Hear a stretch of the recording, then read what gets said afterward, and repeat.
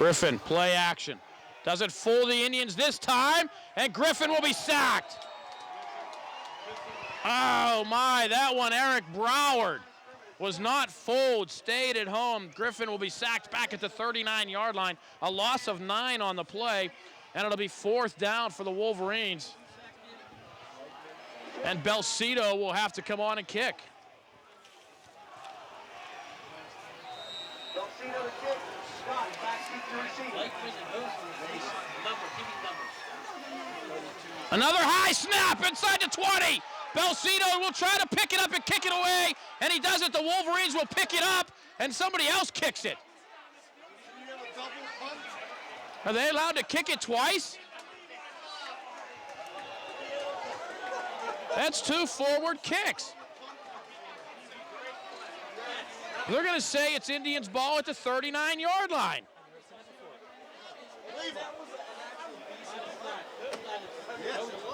That's like 2 forward passes.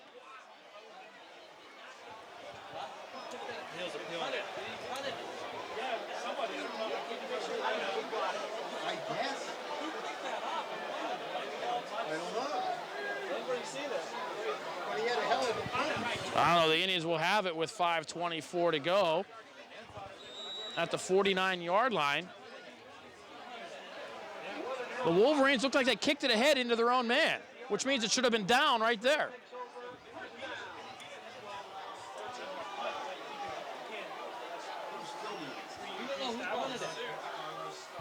Sipe with a carry. He'll get in Woodland Hills territory to the 48-yard line, a pickup of 3.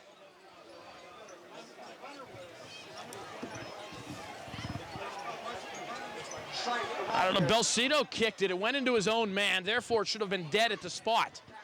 Woodland Hills picked it up and punted again.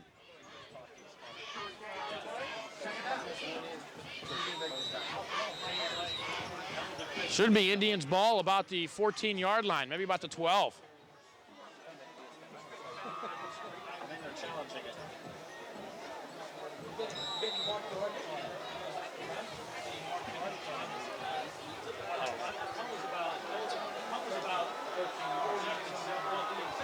Darby ahead for about a yard. That'll be 3rd down and 6. Chris Darby carries the football for the Indians. Short game. 3rd down, 5.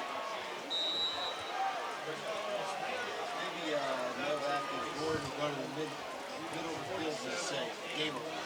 Settle for 0-0.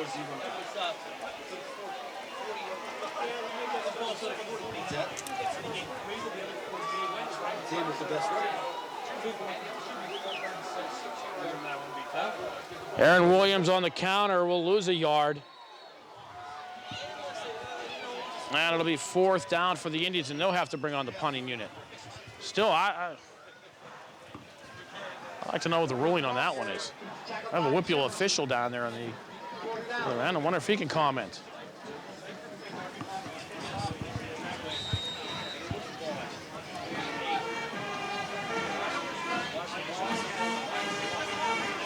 So clock running, approaching 3.5 to go. Coyle's going to come back and punt from the slop. Seems to me the Wolverines got a break there. I mean, a big, big break. Coyle gets a snap, kicks one almost vertically, and out of bounds. The Wolverines will have great field position. Oh my. I'm sure Joe Coyle would like to have that one back. Had a nice snap, had the time, and he kicks it out of bounds at the 33-yard line.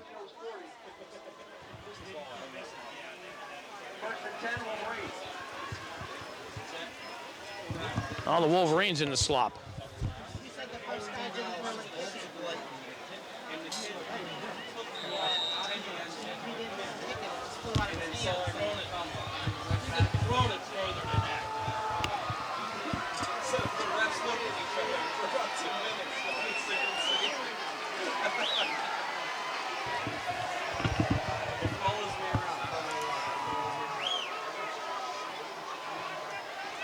Yezovic, who's been a bull in a china shop all night, out to the 43, a pickup of 5.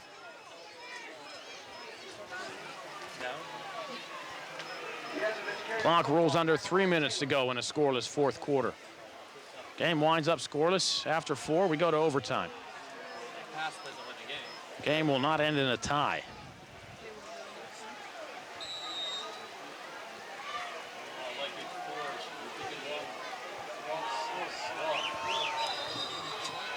And the Wolverines call timeout. 2:38 to go, fourth quarter. We're scoreless. Penn Hills, Woodland Hills on the MSA Sports Network.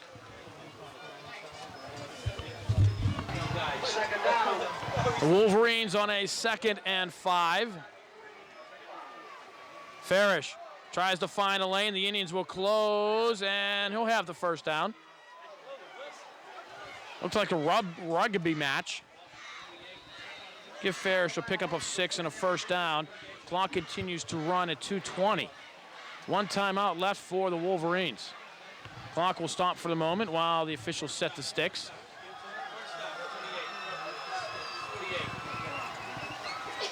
Ball at the Wolverine 48-yard line.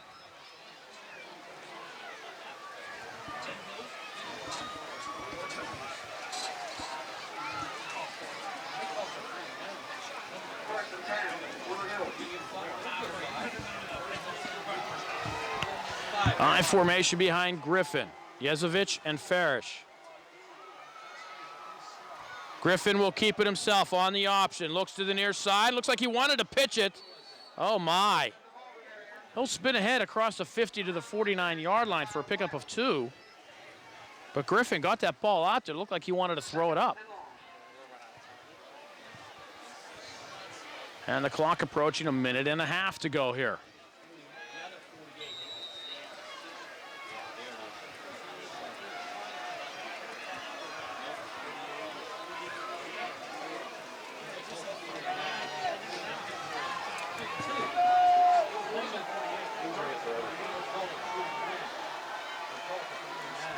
Farish still on his feet, and he'll be brought down from behind. It looked like, I don't know, either Blakeman or Broward. We'll go with Broward. So Farish out to the 43-yard line. We're going to call it a pickup of 6 on the play. Excuse me, a pickup of 4 on the play. It'll be 3rd down and short 4.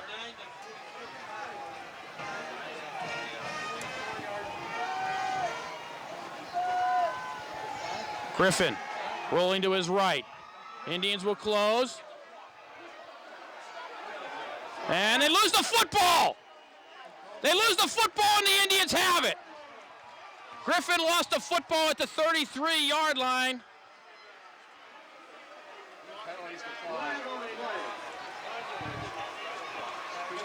And the Indians will have it. Flag on the play against Penn Hills. Penn Hills takes over on the fumble recovery. First down. So there was a penalty on the play. The Indians will decline it, obviously. And they will have it with 32 seconds to go at their own 33-yard line. Will the Indians look to try to go for something here? They have all 3 timeouts left. Or will they play for the overtime? Darby wrapped up at the line of scrimmage. Darby, the ball carrier. There's no gain on the play. And the clock will continue to run. The Wolverines have 1 timeout left. I don't think they're going to use it. And I think the Indians are going to let the clock wind down and let's take this one to overtime. And that's exactly what we're going to do. And we will. That's it. After 4 quarters of play, we're scoreless. We're going to overtime. Penn Hills, Woodland Hills on the MSA Sports Network. Captains will meet at midfield to determine the possession here in the overtime. The rules are simple. Each team gets an opportunity from the 10-yard line. You got 4 plays, barring any penalties. First team up, you got to do something. You don't get in the end zone. Second team up kicks a field goal, they win. You kick a field goal, second team up, scores a touchdown, touchdown wins. You get up, score something, second team doesn't, game over. So you got to match If you have the ball second, you have to match or better your opponent to keep the overtime going.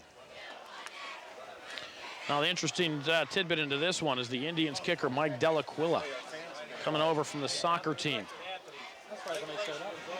A lot of pressure going to be put on him there, possibly.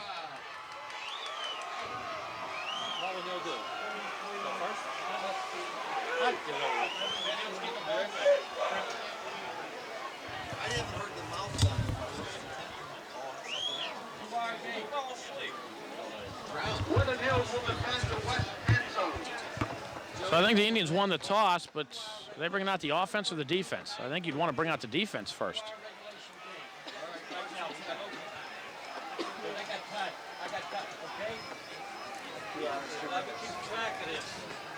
Once again, 9:34.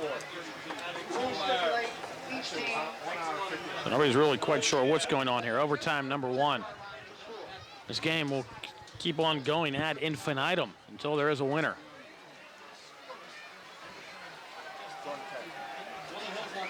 And now, fans, get out of your seats and onto your feet because it's Big Red time. And it looks like the Indians will, in fact, go on defense first.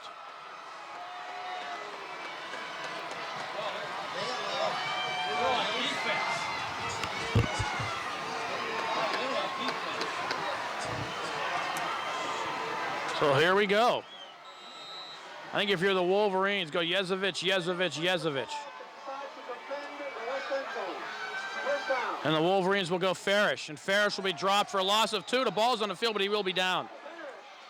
Joe Rash comes up to drop him for a loss of 2. And it'll be second down for the Wolverines. Again, there is no clock. There is no first down marker. You start off first and goal, so now it's second down and goal, Wolverines.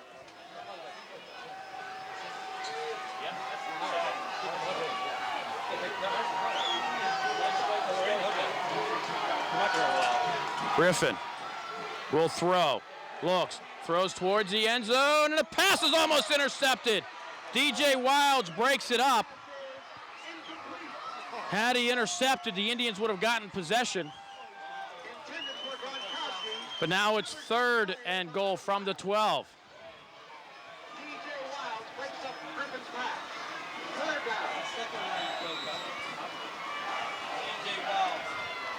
I think the last time we went to overtime here was a few years ago when Gateway came to town, as I recall.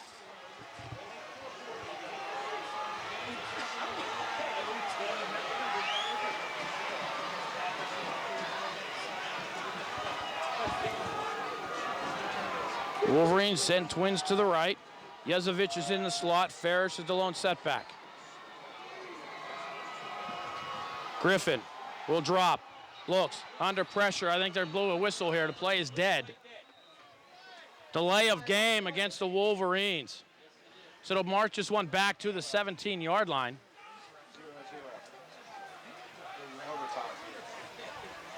Actually, it could have been a break for the Wolverines. At least they'll keep the down. Farish was under pressure. Looked like he was ready to be sacked close to the 20-yard line. So it'll be a 5-yard penalty. Instead of being fourth down for the Wolverines, it's now third down from the 17. And the Wolverines getting into some slop.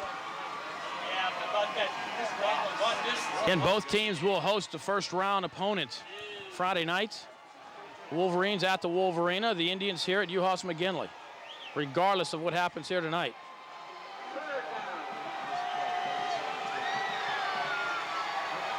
Griffin. Rolling, looking, throwing. Throws one to the end zone, and it's picked off by the Indians. So there's an interception in the end zone. The Wolverines do not get an opportunity on fourth down. The Indians take possession at the 10. Theoretically, they could bring out Dell'Aquilla, kick a field goal here, but I think you're going to want to try to at least get inside the 5. They punted the ball twice. Woodland Hills punted the ball twice in one possession. Yeah, one play. They punted the ball. It got blocked. And there's a timeout on the field. I think the Indians called the timeout to set things up. Let's just keep it. Kevin, we got time to keep it here? We're just going to keep it right on rolling. Oh, my. We're scoreless, but a game for the ages.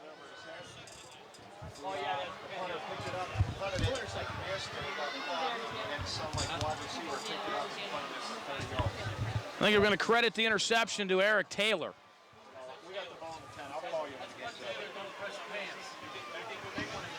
And the Indians will talk it over. I think you're going to see Aaron Williams. Indians score in any fashion on this possession, the game is over. There's been 8 fumbles, 2 interceptions. Yeah, that's good. I'm addicted to golf champ. And now the Indian offense will come on. Big thing is a clean snap between Wiley and Fulton. They've had trouble with that tonight. And it looks like the Indians are bringing in the power eye. No, Joe Rash will go up to the line. No, they do bring in the power eye.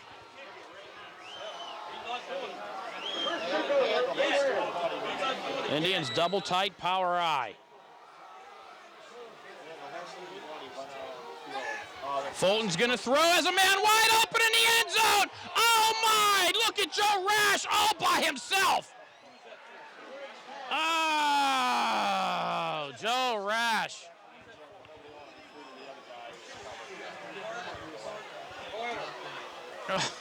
Oh, my. That was the game right there. Fulton didn't see him, and Rash was wide. I mean, there was nobody. He was in the middle of the end zone. The closest guy was at the 5, a good 10 yards away.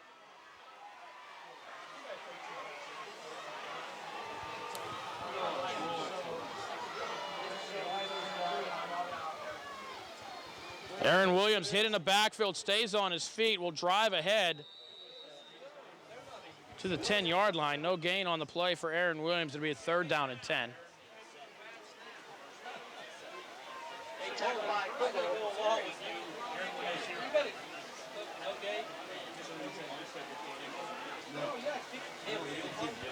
So it's 3rd down for the Indians.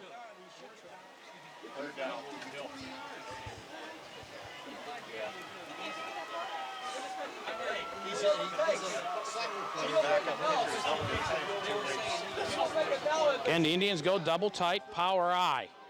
Looks like some room to the right. Fulton again will throw. Throws to the end zone. And it's incomplete. Rash was covered this time. And the Indians, are they going to bring on Dell'Aquilla? Yes, they will.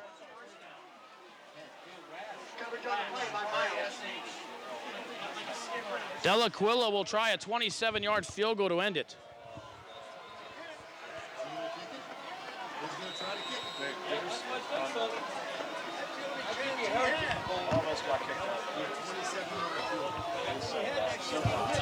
Indians will set up for a 27-yarder.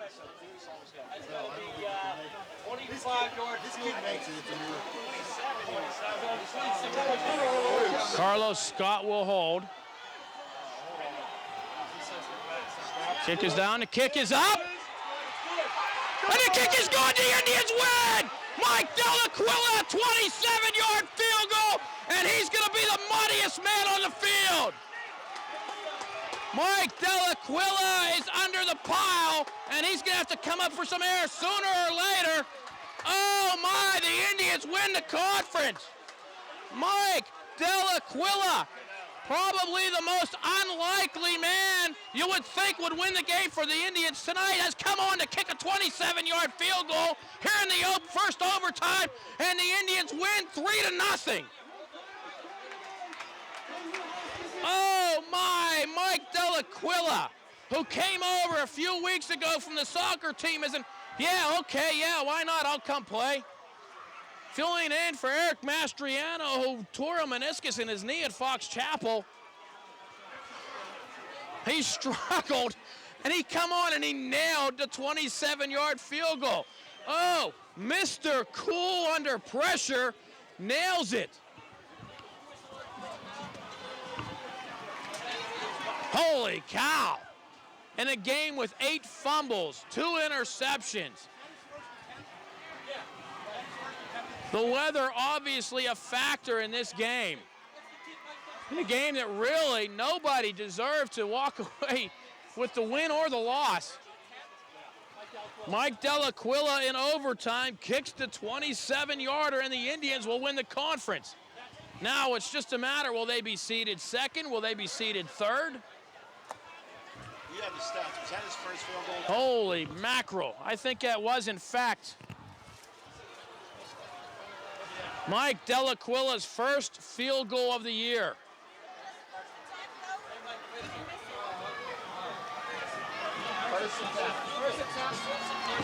His first field goal attempt of the season.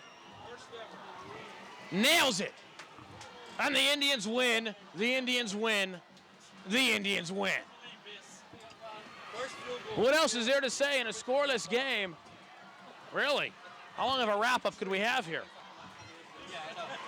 Teams are scoreless. That breaks the Woodland Hills Wolverines scoreless streak at 21 quarters. They've not given up a point since September 22nd. And Dell'Aquilla comes on to end their winning streak. Both teams hosting games Friday night. Woodland Hills at the Wolverine, Penn Hills here at UHAS McGinley, as the Indians win the first ever Big East Conference Championship, when they do it right here before the home folks. And oh my. You know what, we could wrap this up real quick, but look at these kids out there. They deserve this. Opening the season, and nobody gave them a chance. A lot of folks picked them to go 2-7. A lot of question marks, and the Indians win the conference. Oh my. And a name that will go down forever in Penn Hills lore, Mike Dell'Aquilla. Remember that one. And there they go, the Big East Conference champ, Penn Hills Indians. Your final score here from UHAS McGinley. In overtime, the Penn Hills Indians 3, the Woodland Hills Wolverines nothing. We'll see you Friday night, round 1 of the WPIAL playoffs. It'll be right here at UHAS McGinley. I'm Bill Navari. Thanks for watching Penn Hills Indians football here on the MSA Sports Network.